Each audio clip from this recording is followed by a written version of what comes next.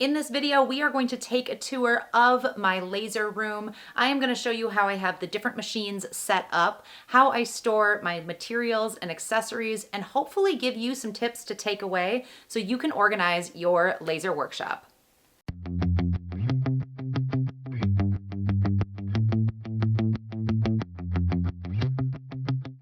Hey, I'm Sarah. You are watching Creative Ramblings. I share a lot of videos about lasers, how to make a buying decision, how to use them, some in-depth tutorials. Today we are talking about how to set up your laser space.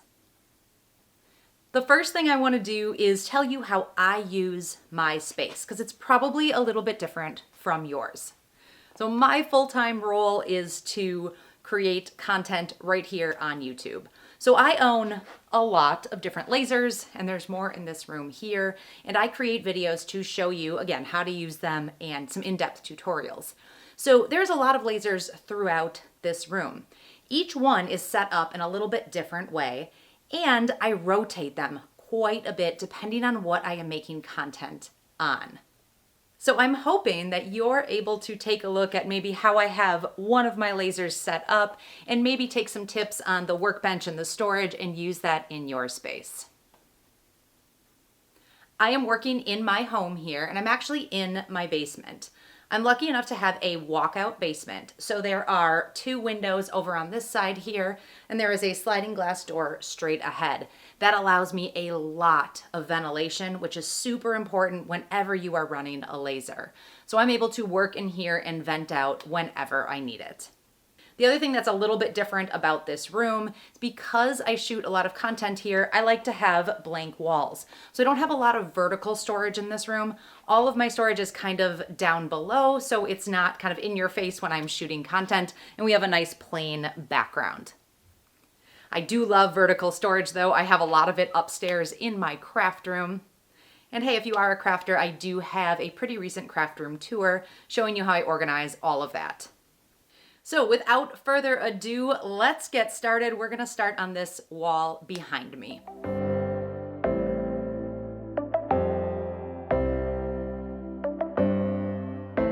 So along this wall right here, I have some lasers that I use pretty often. These are two workbenches that I highly recommend. I have two. I started with one. I have two because I just love them. So these are made by a company called Viver, and they are about 24 deep by 48 wide. And those measurements tend to fit every laser and still give you some working space. They all have outlets on the side. So there's outlets here, and then there's outlets on this side of this one. So I can plug everything into those power strips, and then they plug into the wall. There is a switch that I can turn them on and off very easily. They have a steel frame, they're height adjustable, and they come with wheels.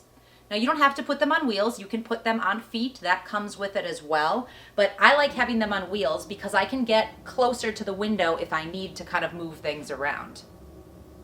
The lasers that I have up here right now are my S1, and this stays in this position all the time. It's right next to my window. This is an amazing 40-watt diode that I use a lot, so it stays right here.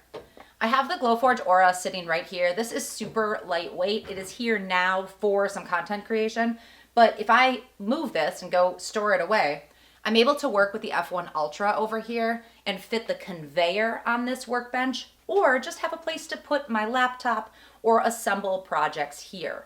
So depending on what laser you have, these workbenches are really good to provide you a space for your laser and a space to work. I am able to put lasers on these benches and then vent them out the window behind me. I also do have two air purifiers underneath these tables. The air purifier underneath the S1 is currently not hooked up, but I do use that now and then.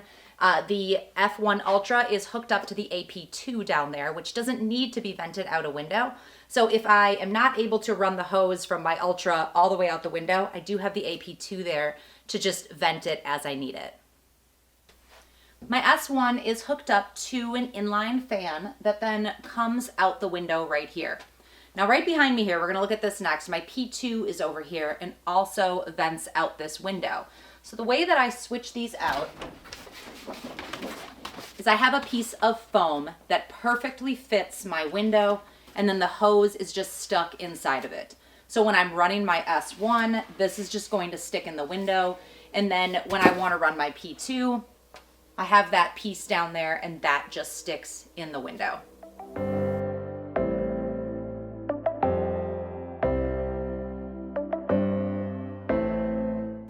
Underneath these workbenches, it's completely open. So I have a number of different storage solutions here. A lot of times I'm just stacking my working projects right up on top of here. But this is a set of wide Alex drawers from IKEA. And each of these drawers, I have a little label on the top, and I have different materials in each one. So on the very top here, I have an organizer, and this is from IKEA as well. It goes with these drawers. And in here, I'm storing all of my small little laserable blanks. So I have a lot of wood blanks in this one. And then if I come down here, I've got leather patches, keychains, jewelry. So if you run a shop where you are focusing maybe on 3 or 4 types of blanks, these are great for organizing them. Then I have a couple of drawers just with scrap wood. I save my scraps because there's a lot of usable parts that are still left on here, and I just throw it all in these drawers until I really can't use it anymore, and then I toss it. And then down in the bottom I've got a few extra machine parts, some jigs. What I find is that if these are labeled, it's really easy to find everything. I use basswood more than anything, so I do have an entire section over on the other side that's just full sheets of basswood. The scrap wood is in here. I've got a small set of drawers there that has a lot of extra parts for some pegboard that I have, a lot of extra cords, like USB cords for the different machines. So that's just extra storage there. So let's talk about this piece right here. This is one of my favorite additions.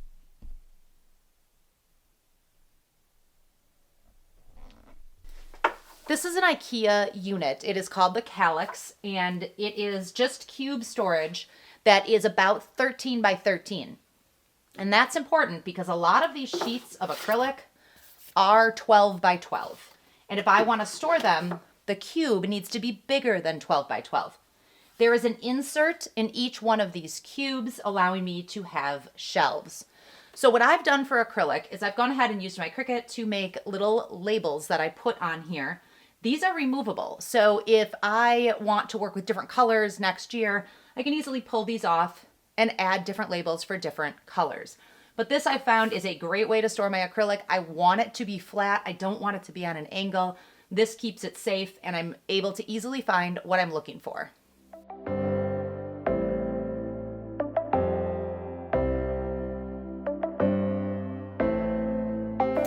So this is where I keep my P2. This is a workbench that I found years ago off of Marketplace. Someone built it. It is really, really sturdy.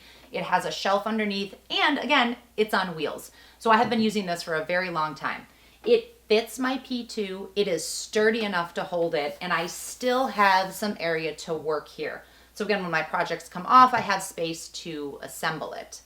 I do like that under here there is a shelf. So I've got a couple machines down there that I use. I'm just not using right now. But if you don't have other machines, this is a great way to put bins down there and store some of your materials and accessories. And then if we keep going that way, I've got another 10-watt laser over there.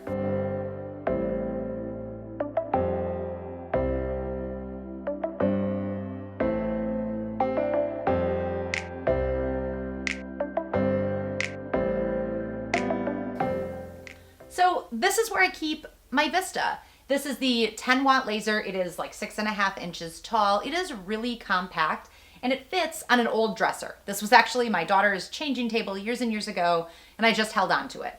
I've got 3 big drawers underneath and a cabinet. So in that cabinet, I keep things in boxes like extra laser modules or rotary tools, that type of thing. These drawers are where I keep my big sheets of basswood that come in. So you don't need to purchase something necessarily meant as a workbench. If you have furniture, see if it fits, especially for a compact unit like this. This works great on an old dresser. And I've got another window right here, so my Vista vents directly out this window right here. So coming all the way around from the Vista, I've got some storage shelves over there. I keep my screen printer and a lot of just craft supplies. And then I've got a set of sliding glass doors. And right next to those doors is this workbench. This is another Viver workbench, and this one has pegboard built in, and I really like this for my M1 Ultra because everything is contained in one spot for this machine. So in these drawers, I have all of the accessories, so the pens and the different blades and the ink module, all of that. And I have materials in the other drawer that are specific to the Ultra, like vinyl, HTV, and sticker paper. Down below, I'm able to store the heat press and the other accessories that go along with the Ultra.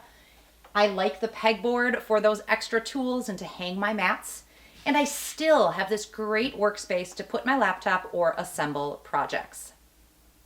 On the side here, there is an outlet so I can plug everything in, and it's got a little light to help me work. If you have one laser with a bunch of different accessories and you want an all-in-one workplace, I love this workbench with the pegboard. Right next to the workbench with the M1 Ultra is this little set of cubbies. This was originally from Target probably 10 years ago. It moved out of my kids' playroom, and I kept all the various bins that we've used over the years.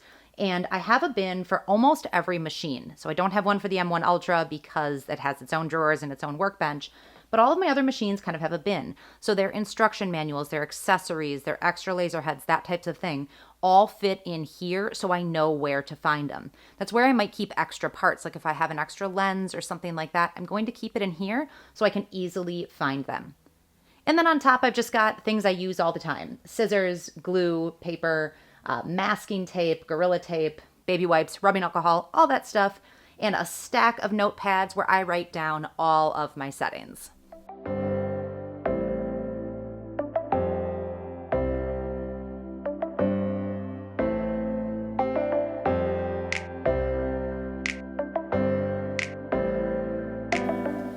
This right here in the middle of my room is probably my favorite part. This table is made out of granite.